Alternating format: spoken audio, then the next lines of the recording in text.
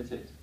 Lin, what do you make of the comments made by Ms. Suu Kyi today, sort of saying that she would be above the president if the NLD was to win? So today, yes, she mentioned that, and she doesn't have to be the president. She said she could lead the government in making decisions. She will lead in this way. That's an awkward position to be, or to sort of make a statement about being sort of the face of democracy and having sort of the constitution in the form that it's in at the moment, which sort of excludes her from being able to be the president, doesn't it? Because she wants to bring the best for the country, the excellence.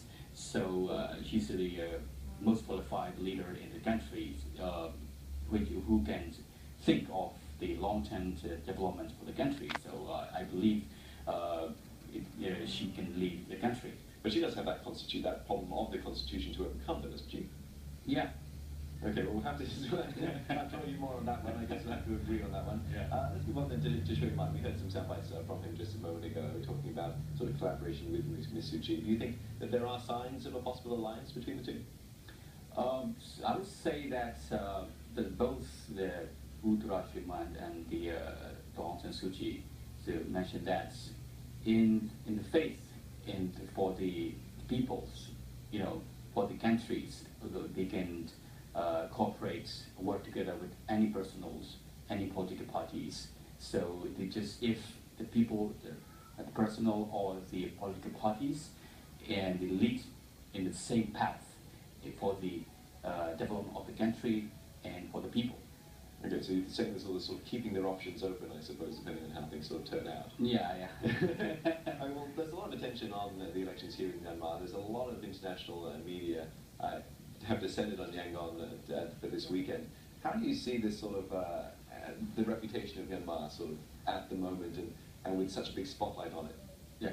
So this is the very critical moments for the country history because we're behind sort of 50 years in the region.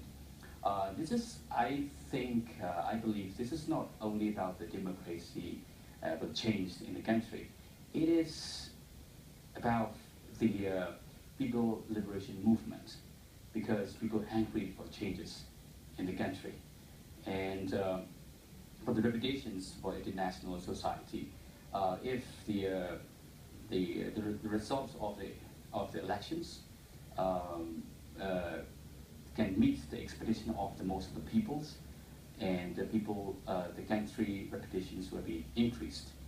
And for the new government, if they can compromise with the military and the reputations and also the development of the country will be increased in terms of the political stability in the country and also the economic development. And those sorts of things obviously are very close to the heart of people in Myanmar, and they want to see happen. But a lot of neighbours around Myanmar as well are watching and sort of willing it, I suppose, to sort of continue on this road of stability and predictability, if you like. Would you agree with that? Predictably, it's very difficult to say to predict in Myanmar, unlike the other countries in the region so far. So because the election results not out yet, it will be on 8th of November. So it's difficult to predict. Yeah. Okay, well, there's a lot of we mentioned international eyes sort of on Myanmar. What about sort of election observers from countries like the US and Europe as well? What will they be looking out for at the polling stations on Sunday? They're looking at, of course, they expect for the free and fair elections, but according to the situations in these days and these months so far in the country, they changed the language, like satisfactory or credible.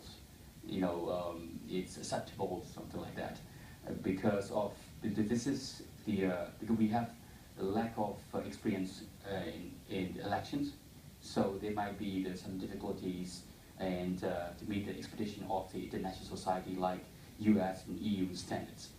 Okay, well, thank you very much, Lin, for coming in and speaking with us today. That was Lin Zaw Min, Strategy and Operations Consultant at Deloitte Consulting Limited.